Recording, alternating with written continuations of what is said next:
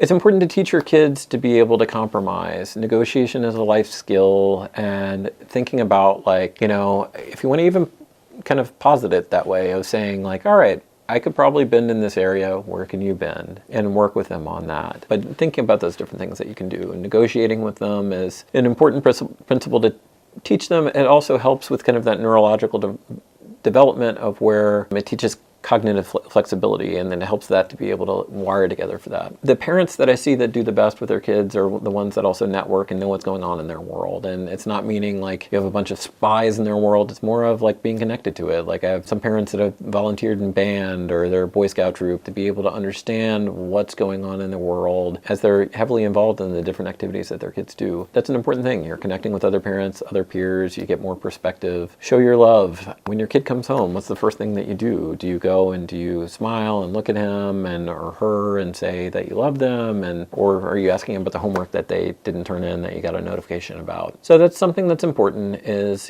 put problems on the back burner and have that unconditional positive regard. Just because your story of them becomes their story, either your fears or your positives, it easily becomes something that's a part of them. Work with your teen to help them pick apart what went wrong. This is a little tricky. I'll say this is a word of caution, just because it easily can turn into something that can be a beehive that you're going into. But as a therapist, I try and practice playing back the tape with them, of looking at kind of what happened, processing what happened, what went wrong. You can try it, see if it works, but ultimately it's like they try and backtrack through things, see where things fell apart, and you debug the code a little bit, and that helps them to be more resilient. And the goal is they try and debug that, not you. They try and pick like a thing that they can do differently if they were to try it again. And your goal is to focus on empathizing with them and not out-logicking them within that. Also in this, I have rules and regulation. Less is more. Teenagers want autonomy. They respect your rules, and when they feel heard, they're respected. It doesn't mean that they can do whatever they want, but ultimately your trusting relationship with your teen is invaluable. When fights do happen, one tip that I have for parents is you can Google Gottman aftermath of a fight, and it has a tool that a lot of couples therapists will use to be able to help couples work through problems. And very similarly, it helps with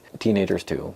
Because so often I find parents and kids that will have a fight that they don't finish processing. It's certainly good if y'all have a hot moment to let it cool down, but then to go back and process that stuff. And the aftermath of a fight is an evidence-based procedure of what they found with couples that worked best. What was it about those couples that helped them to stay together, stay, attuned and connected? And it's the same thing that you can utilize with your kid.